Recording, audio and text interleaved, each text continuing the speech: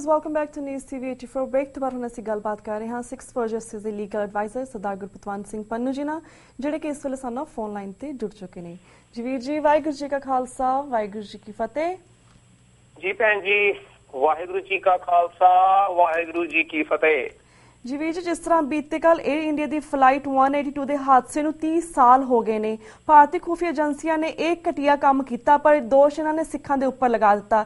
ਅਸੀਂ ਚਾਹਾਂਗੇ ਸਾਰੇ ਦਰਸ਼ਕਾਂ ਨੂੰ ਤੁਸੀਂ ਵੇਰਵੇ ਸਾਹਿਬ ਜਾਣਕਾਰੀ ਦਿਓ ਕਿ ਐਗਜ਼ੈਕਟਲੀ ਕੀ ਹੋਇਆ ਸੀ ਉਸ ਵੇਲੇ, ਐਂਡ ਇਹ ਘਟਨਾ ਸੰਬੰਧੀ ਸਾਨੂੰ ਪੂਰੀ ਵੇਰਵੇ ਸਾਹਿਬ ਜਾਣਕਾਰੀ ਦਿਓ। ਦੇਖੋ, ਜਿਹੜਾ 23 ਜੂਨ 1985 ਨੂੰ ਭਾਰਤ ਦੀ ਸਰਕਾਰ ਤੇ ਖੁਫੀਆ ਏਜੰਸੀਆਂ ਨੇ ਜੀ ਆਪਣਾ ਹੀ ਜਹਾਜ਼ 에ਅਰ ਇੰਡੀਆ 182 ਦੀ ਜਿਹੜੀ ਫਲਾਈਟ ਹੈ ਉਹਨੂੰ ਹਾਦਸਾਗ੍ਰਸਤ ਕਰਕੇ ਜੋ ਉੱਤਰੀ ਅਮਰੀਕਾ ਦੇ ਵਿੱਚ ਸੰਘਰਸ਼ਸ਼ੀਲ ਆਪਣੇ ਹੱਕਾਂ ਦੇ ਲਈ ਤੇ ਸਿੱਖਾਂ ਦੀ ਖੁਦ ਮੁਖਤਿਆਰੀ ਦੇ ਲਈ ਜਦੋਜਹਿਦ ਕਰ ਰਹੀ ਸੀ, ਹਾਂਜੀ, ਉਸ ਦੇ ਉੱਤੇ ਉਹਨਾਂ ਨੇ ਅੱਤਵਾਦ ਦਾ ਲੇਬਲ ਜੋ ਲਗਾਉਣ ਦੀ ਕੋਸ਼ਿਸ਼ ਕੀਤੀ ਜੀ, ਉਹ ਇੱਕ ਹੱਦ ਤੱਕ ਉਦੋਂ ਸਫਲ ਵੀ ਹੋਏ ਜੀ, ਕਿਉਂਕਿ ਜੂਨ 1984 ਦੇ ਵਿੱਚ ਜਦੋਂ ਭਾਰਤ ਦੀ ਸਰਕਾਰ ਔਰ ਫੌਜਾਂ ਹਮਲਾ ਕਰਦੀਆਂ ਅਕਾਲ ਤਖ਼ਤ ਸਾਹਿਬ ਤੇ, ਹਾਂਜੀ, ਔਰ ਇੱਕ ਬਹੁਤ ਵੱਡੇ ਪੱਧਰ ਦੇ ਉੱਤੇ ਸਿੱਖ ਸ਼ਰਧਾਲੂਆਂ ਨੂੰ ਅੰਨ੍ਹੇਵਾਹ ਜੂਨ 84 ਚ ਮਾਰਿਆ ਜਾਂਦਾ, ਸ਼ਹੀਦ ਕੀਤਾ ਜਾਂਦਾ ਜੀ, ਔਰ ਨਵੰਬਰ 1984 ਦੇ ਵਿੱਚ ਸਿੱਖਾਂ ਦੀ ਜੋ ਇੱਕ ਯੋਜਨਾਬੱਧ ਤਰੀਕੇ ਨਾਲ ਨਸਲਕੁਸ਼ੀ ਕੀਤੀ ਜਾਂਦੀ ਹੈ, ਹਾਂਜੀ, ਉਸ ਤੋਂ ਬਾਅਦ ਅਮਰੀਕਾ ਦੀ ਸਰਕਾਰ ਔਰ ਕੈਨੇਡਾ ਦੀ ਸਰਕਾਰ ਜੀ ਇੱਕਦਮ ਉਹ ਸਿੱਖ ਕੌਮ ਦੇ ਨਾਲ ਖਲੋਂਦੇ ਹੈ ਤੇ ਕੈਨੇਡਾ ਦੇ ਮੈਂਬਰ ਪਾਰਲੀਮੈਂਟਸ ਵੀ ਔਰ ਅਮਰੀਕਾ ਦੇ ਕਾਂਗਰਸਮੈਨ ਔਰ ਸੈਨੇਟਰ ਇਸ ਗੱਲ ਦੇ ਉੱਤੇ ਖੜਦੇ ਹੈ ਕਿ ਸਿੱਖ ਕੌਮ ਦੇ ਕੋਲ ਅਲੱਗ ਸਿੱਖ ਰਾਜ ਖਾਲਿਸਤਾਨ ਦੀ ਜੋ ਉਹ ਮੰਗ ਕਰ ਰਹੇ ਹੈ ਉਹਦੀ ਸਪੋਰਟ ਦੇ ਉੱਤੇ ਉਹ ਉਤਰ ਆਉਂਦੇ ਹੈ, ਹਾਂਜੀ, ਔਰ ਇਹ ਹੁਣ ਡਾਕੂਮੈਂਟਡ ਹੈ, ਜਿਹੜਾ ਕਿ ਥਰਡ ਪਾਰਟੀਆਂ ਵੱਲੋਂ ਡਾਕੂਮੈਂਟਡ ਆ, ਆਪਾਂ ਆਪਣੀ ਗੱਲ ਨਹੀਂ ਕਰ ਰਹੇ, ਹਾਂਜੀ। ਸੌਫਟ ਟਾਰਗੇਟ ਜੋ ਕਿਤਾਬ ਛਾਪੀ ਗਈ ਹੈ ਔਰ ਨੈਸਟ ਆਫ ਸਪਾਈਸ ਛਾਪੀ ਗਈ ਹੈ ਜੀ, ਉਹ ਨਿਰਪੱਖ ਲੇਖਕ ਹੈਗੇ ਆ ਕੈਨੇਡਾ ਦੇ ਜਿਨ੍ਹਾਂ ਨੇ ਛਾਪੀ ਹੈ ਸੌਫਟ ਟਾਰਗੇਟ ਜੀ, ਔਰ ਉਹਦੇ ਵਿੱਚ ਉਹਨਾਂ ਨੇ ਬਿਲਕੁਲ ਇਹ ਜ਼ਿਕਰ ਕੀਤਾ ਹੈ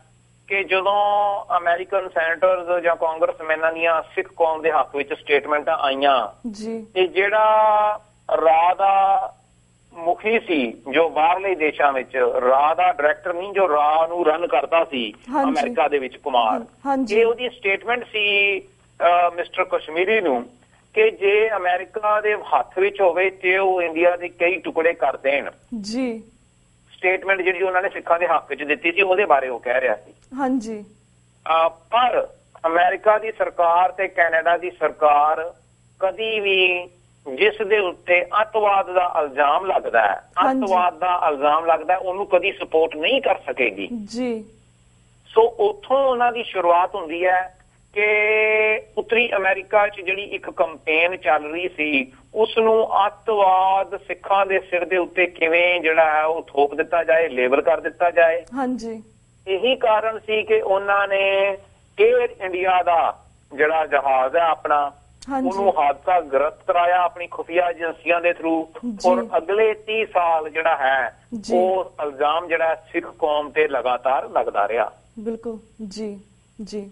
ਲੇਕਿਨ ਜਿਵੇਂ ਜਿਵੇਂ ਹਾਂਜੀ ਸਮਾਂ ਨਿਕਲਿਆ, ਜਿਵੇਂ ਜਿਵੇਂ ਐਵੀਡੈਂਸ ਸਾਹਮਣੇ ਆਈ ਹੈ, ਜੌਨ ਮੇਜਰ ਦੀ ਰਿਪੋਰਟ ਜਿਹੜੀ ਕਿ ਕੈਨੇਡਾ ਦੀ ਸਰਕਾਰ ਨੇ ਕਿਹਾ ਜੀ 에ਅਰ ਇੰਡੀਆ ਬਾਰੇ ਦੱਸੋ ਤੁਸੀਂ ਕਿਵੇਂ ਹੋਇਆ, ਹਾਂਜੀ, ਅਜੇ ਤੱਕ ਕੈਨੇਡਾ ਵੀ ਇਸ ਗੱਲ ਨੂੰ ਇਨਵੈਸਟੀਗੇਟ ਕਰਨ 'ਚ ਅਸਫਲ ਰਿਹਾ ਜੀ, ਕਿਉਂਕਿ ਨਾਮ ਲੱਗਦਾ ਭਾਈ ਸ਼ਹੀਦ ਭਾਈ ਤਲਵਿੰਦਰ ਸਿੰਘ ਪਰਮਾਰ ਦਾ, ਹਾਂਜੀ। ਉਹਨਾਂ ਹਾਦਸਾ ਹੋਇਆ 에ਅਰ ਇੰਡੀਆ ਦਾ 1985 ਚ ਜੀ। 1987 ਤੱਕ ਭਾਈ ਤਲਵਿੰਦਰ ਸਿੰਘ ਪਰਮਾਰ ਕੈਨੇਡਾ ਦੇ ਵਿੱਚ ਖੁੱਲ੍ਹੇਆਮ ਵਿਚਰੇ ਹੈ, ਪ੍ਰੈਸ ਕਾਨਫਰੰਸ ਕਰਦੇ ਹੈ, ਲਗਾਤਾਰ ਉੱਥੇ ਰਹੇ ਹੈ ਜੀ। ਇੰਡੀਆ ਦੀ ਸਰਕਾਰ ਨੇ ਉਹਨਾਂ ਨੂੰ ਫੜ ਕੇ 88 ਚ ਤਸ਼ੱਦਦ ਕਰਕੇ ਉਹਨਾਂ ਨੂੰ ਸ਼ਹੀਦ ਕੀਤਾ।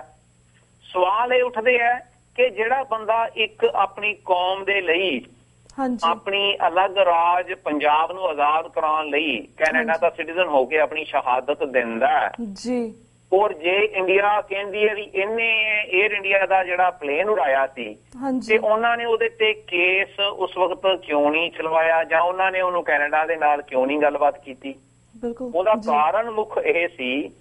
ਔਰ ਦੂਸਰੇ ਪਾਸੇ ਹੁਣ ਜਿਹੜਾ ਇੱਕ ਸ਼ਹੀਦ ਹੋ ਚੁੱਕਾ ਹੈ, ਹਾਂਜੀ ਉਸ ਨੂੰ ਤੁਸੀਂ ਬਿਨਾਂ ਇਨਵੈਸਟੀਗੇਟ ਕੀਤਿਆਂ, ਬਿਨਾਂ ਟ੍ਰਾਇਲ ਚਲਾਇਆ ਔਰ ਜੀ। ਬਿਨਾਂ ਕਿਸੇ ਐਵੀਡੈਂਸ ਦੇ ਉਸ ਦੇ ਉੱਤੇ ਤੁਸੀਂ ਇਲਜ਼ਾਮ ਲਾ ਦਿੱਤਾ ਕਿ ਇਹ ਜਿਹੜਾ ਹੈ ਉਹ ਰਿਸਪਾਂਸਿਬਲ ਹੈ। ਹਾਂਜੀ ਮਤਲਬ ਕਿਸੇ ਤੁਸੀਂ ਕਦੀ ਸੁਣਿਆ ਵੀ ਕਿਸੇ ਨੇ ਡੈਡ ਬਾਡੀ ਨੂੰ ਵੀ ਕਨਵਿਕਟ ਕੀਤਾ ਹੋਵੇ ਬਿਨਾਂ ਜੀ। ਉਸਦੇ ਅਪੀਲ ਦਲੀਲ ਤੋਂ? ਜੀ ਲੇਕਿਨ ਭਾਰਤ ਦੀ ਸਰਕਾਰ ਨੇ ਬਿਲਕੁਲ ਕੀਤਾ। ਬਿਲਕੁਲ ਜੀ ਸੋ ਇਹ ਗੱਲਾਂ ਆਪਾਂ ਨੂੰ ਸਾਹਮਣੇ ਇਹ ਦੱਸਦੀਆਂ ਕਿ 1985 ਵਾਲਾ 에ਅਰ ਇੰਡੀਆ ਦਾ ਹਾਦਸਾ ਭਾਰਤ ਦੀ ਸਰਕਾਰ ਨੇ ਹਾਂਜੀ। ਸਿੱਖ ਕੌਮ ਦੇ ਹਾਂਜੀ। ਚੱਲ ਰਹੇ ਸੰਘਰਸ਼ ਨੂੰ ਜੀ। ਢਾਲਾਂ ਲਈ ਕੀਤਾ। ਜੀ ਬਿਲਕੁਲ ਔਰ ਅੱਜ ਫੇਰ ਹਾਂਜੀ 30 ਸਾਲਾਂ ਬਾਅਦ ਜੀ। ਜਦੋਂ ਤੁਹਾਨੂੰ ਯਾਦ ਹੋਣਾ ਵੀ ਕੈਨੇਡਾ ਦਾ ਪ੍ਰਧਾਨ ਮੰਤਰੀ ਹਾਂਜੀ ਭਾਰਤ ਦੇ ਵਿੱਚ ਜਾਂਦਾ ਸਟੀਫਨ ਹਾਰਪਰ, ਜੀ ਔਰ ਲਗਾਤਾਰ ਉਸ ਦੇ ਉੱਤੇ ਜ਼ੋਰ ਪਾਇਆ ਜਾਂਦਾ ਹੈ ਕਿ ਕੈਨੇਡਾ ਵਿੱਚ ਵੱਸਦੇ ਜਿਹੜੇ ਸਿੱਖ ਅੱਤਵਾਦੀ ਹੈ ਜੋ ਅਲੱਗ ਰਾਜ ਦੀ ਗੱਲ ਕਰਦੇ ਆ ਉਹਨਾਂ ਨੂੰ ਠੱਲ ਪਾਈ ਜਾਏ। ਹਾਂਜੀ ਔਰ ਇਹ ਸਟੀਫਨ ਹਾਰਪਰ ਦੀ ਸਟੇਟਮੈਂਟ ਹੈ ਕਿ ਖਾਲਿਸਤਾਨ ਦੀ ਜਿਹੜੀ ਗੱਲ ਕਰਨ ਵਾਲਿਆਂ ਨੂੰ, ਮੰਗ ਕਰਨ ਵਾਲਿਆਂ ਨੂੰ ਅੱਤਵਾਦ ਦੇ ਨਾਲ ਨਹੀਂ ਜੋੜਿਆ ਜਾ ਸਕਦਾ। ਹਾਂਜੀ ਔਰ ਖਾਲਿਸਤਾਨ ਦੀ ਗੱਲ ਕਰਨੀ ਉਹਨਾਂ ਦਾ ਰਾਜਨੀਤਿਕ ਹੱਕ ਹੈ, ਰਾਜਨੀਤਿਕ ਵਿਚਾਰ ਹੈ ਉਹਨਾਂ ਦੇ। ਹਾਂਜੀ ਅਸੀਂ ਇਸ 'ਚ ਸਹਿਮਤ ਹੋਈਏ ਜਾਂ ਨਾ ਹੋਈਏ, ਇਹ ਜੀ। ਸਾਡੇ ਆਪਣੇ ਵਿਚਾਰ ਹੈ। ਜੀ ਜੀ ਔਰ ਬਿਲਕੁਲ ਦੂਸਰੇ ਪਾਸੇ ਆਪਾਂ ਸਾਰੇ ਸਿੱਖ ਕੌਮ ਦੀ ਮਦਦ ਦੇ ਨਾਲ ਹਾਂਜੀ ਇੱਕ ਪਟੀਸ਼ਨ ਸਿੱਖ ਹਿੰਦੂ ਨਹੀਂ ਜਿਹੜੇ ਪਾਈ ਹੈ, ਹਾਂਜੀ ਔਰ ਜਿਸ ਦੇ ਕਾਰਨ ਓਬਾਮਾ ਭਾਰਤ ਦੇ ਵਿੱਚ ਉਹਨਾਂ ਦੇ ਕਨਸਟੀਟਿਊਸ਼ਨ ਡੇ ਵਾਲੇ ਦਿਨ ਵੀ ਬੋਲਿਆ, ਹਾਂਜੀ ਅਮਰੀਕਾ ਦੇ ਵਿੱਚ ਆ ਕੇ ਵੀ ਬੋਲਿਆ, ਜੀ। ਔਰ ਹੁਣ ਡਾਕੂਮੈਂਟ ਕਰ ਦਿੱਤਾ ਉਹਨਾਂ ਨੇ ਆਪਣੀ ਸਟੇਟ ਡਿਪਾਰਟਮੈਂਟ ਦੀ ਰਿਪੋਰਟ ਦੇ ਵਿੱਚ ਜੀ ਕਿ ਵਾਇਲੈਂਸ ਅਗੇਂਸਟ ਸਿੱਖਸ ਕੰਟੀਨਿਊਸ, ਜਿਹਦੇ ਵਿੱਚ ਹਵਾਲਾ ਆਰਟੀਕਲ 25 ਦਾ ਦਿੱਤਾ ਗਿਆ ਹਾਂਜੀ। ਕਿ ਸਿੱਖ ਕੌਮ ਨੂੰ ਹਿੰਦੂ ਧਰਮ ਦਾ ਹਿੱਸਾ ਦੱਸਿਆ ਜਾਂਦਾ ਹੈ ਜੀ ਔਰ ਧਰਮ ਦੇ ਆਧਾਰ ਤੇ ਭਾਰਤ ਦੇ ਵਿੱਚ ਜਿਹੜੀਆਂ ਉਹ ਲੀਹਾਂ ਪੈ ਜਾਣਗੀਆਂ। ਹਾਂਜੀ ਹੁਣ ਜਦੋਂ ਭਾਰਤ ਦੁਬਾਰਾ ਇਹ ਵੇਖਦਾ ਹੈ ਕਿ ਅਮਰੀਕਾ ਔਰ ਕੈਨੇਡਾ ਸਿੱਖ ਕੌਮ ਦੇ ਨਾਲ ਆ ਖਲੋਤਾ ਹੈ, ਹਾਂਜੀ ਤਾਂ ਉਹਨਾਂ ਨੇ ਦੁਬਾਰਾ 1985 ਦਾ ਇਤਿਹਾਸ ਹਾਂਜੀ ਰਿਪੀਟ ਕਰਨ ਦੀ ਕੋਸ਼ਿਸ਼ ਕਰਨੀ ਹੈ। ਜੀ ਔਰ ਜਿਹੜੇ ਉਹਨਾਂ ਨੇ ਆਪਣੇ ਹੱਥ ਕੰਡੇ, ਹਾਂਜੀ ਜਿਹੜੇ ਉਹਨਾਂ ਦੇ ਨਾਲ ਚੱਲਣ ਵਾਲੇ ਜਰਨਲਿਸਟ ਹੈ, ਮੀਡੀਆ ਹੈ, ਜੀ ਜਾਂ ਉਹਨਾਂ ਦੇ ਨਾਲ ਵਿਚਰਨ ਵਾਲੇ ਆਪਣੇ ਆਪ ਨੂੰ ਇੰਡੀਅਨਸ ਕਹਿੰਦੇ ਆ, ਉਹਨਾਂ ਹਾਂਜੀ। ਕੋਲੋਂ ਉਹਨਾਂ ਨੇ ਹਾਂਜੀ ਚਾਹੇ ਆਪਣੀ ਰੈਫਰੈਂਡਮ 2020 ਦੀ ਕੈਂਪੇਨ ਹੈ, ਜੀ ਚਾਹੇ ਆਪਾਂ 1984 ਸਿੱਖ ਨਸਲਕੁਸ਼ੀ ਦੀ ਕੈਂਪੇਨ ਕੀਤੀ ਹੈ, ਜੀ ਉਹਦੇ ਖਿਲਾਫ ਉਹਨਾਂ ਨੇ ਲੇਖ ਲਵਾਣੇ ਜਿਹੜੇ ਆ ਉਹ ਆਲਰੇਡੀ ਸ਼ੁਰੂ ਕਰ ਦਿੱਤੇ ਆ। ਜੀ ਤੁਹਾਨੂੰ ਪਿਛਲੇ 3 ਮਹੀਨਿਆਂ ਦੇ ਲੇਖ ਦੱਸ ਸਕਦਾ ਹਾਂ ਹਾਂਜੀ ਕਿ ਇੰਗਲਿਸ਼ ਦੀਆਂ ਜਿਹੜੀਆਂ ਜਰਨਲਿਸਟ ਹੈ, ਅਖਬਾਰਾਂ ਹੈ, ਹਾਂਜੀ ਉਹ ਬਾਹਰ ਵਸਦੇ ਜਿਹੜੀ ਖਾਲਿਸਤਾਨ ਅਲੱਗ ਸਿੱਖ ਰਾਜ ਦੀ ਮੂਵਮੈਂਟ ਚੱਲ ਰਹੀ ਹੈ, ਜੀ ਉਹਨੂੰ ਉਹ ISI ਦੀ ਫੰਡਿੰਗ ਦੱਸਦੇ ਆ ਬਾਹਰ ਬੈਠਿਆਂ ਨੂੰ, ਹਾਂਜੀ ਵੀ ਆਪਾਂ ਜਿਹੜੇ ਅਮਰੀਕਾ ਤੇ ਕੈਨੇਡਾ 'ਚ ਬੈਠੇ ਆ ਉਹਨਾਂ ਨੂੰ ISI ਫੰਡ ਕਰਦੀ ਆ।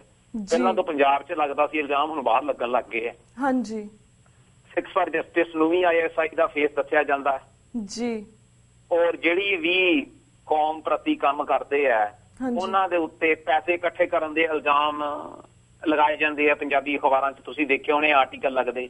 ਹਾਂਜੀ ਜੀ ਔਰ ਇੱਥੋਂ ਤੱਕ ਕਿ ਜਿਵੇਂ ਇਹਨਾਂ ਨੇ 1985 'ਚ ਆਪਣਾ ਹੀ ਜਹਾਜ਼ ਡੇਗਿਆ ਸੀ ਬੰਬ ਮਾਰ ਕੇ, ਇਹ ਜੀ। ਕੁਝ ਵੀ ਕਰਨ ਦੇ ਕਾਬਲ ਹੈ।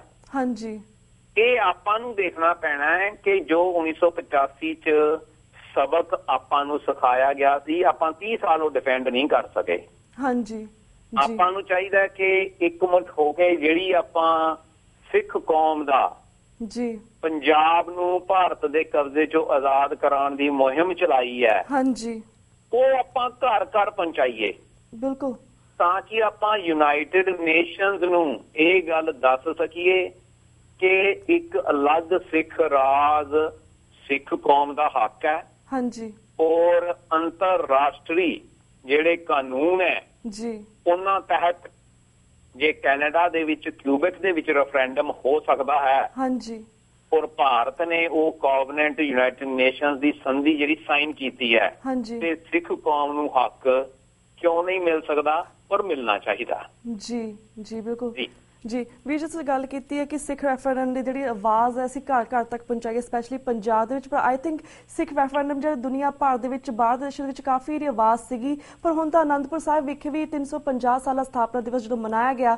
ਉਸ ਵੇਲੇ ਵੀ ਜ਼ੋਰ ਸ਼ੋਰ ਦੇ ਨਾਲ ਉੱਥੇ ਦੇ ਯੰਗ ਬੱਚੇ ਨੇ ਇਸ ਦਾ ਆਗਾਜ਼ ਕੀਤਾ, ਪੂਰੇ ਜ਼ੋਰ ਸ਼ੋਰ ਦੇ ਨਾਲ ਨਾਅਰੇ ਲਗਾਏ। ਜੰਮੂ ਵਿੱਚ ਵੀ ਸ਼ਹੀਦ ਭਾਈ ਜਸਜੀਤ ਸਿੰਘ ਜੀ ਦੀ ਅੰਤਿਮ ਅਰਦਾਸ ਮੌਕੇ ਵੀ ਰੈਫਰੈਂਡਮ 2020 ਦੀ ਗੱਲ ਹੋਈ ਹੈ। ਇਸ ਸਮੁੱਚੇ ਕੈਂਪਰ ਬਾਰੇ ਤੁਸੀਂ ਸਾਡੇ ਦਰਸ਼ਕਾਂ ਨੂੰ ਕੀ ਕਹਿਣਾ ਚਾਹੋਗੇ? ਦੇਖੋ, ਉਹਦੇ 'ਚ ਮੈਂ ਤੇ ਇਹ ਦੱਸਣਾ ਚਾਹੁੰਦਾ ਕਿ ਆਮ ਤੌਰ ਤੇ ਕਿਹਾ ਜਾਂਦਾ ਜੀ ਅਲੱਗ ਸਿੱਖ ਰਾਜ ਦੀ ਗੱਲ ਕਰਨ ਵਾਲੇ ਸਿਰਫ ਅਮਰੀਕਾ, ਕੈਨੇਡਾ ਜਾਂ ਯੂਰਪ 'ਚ ਵੱਸਦੇ ਆ ਜੀ।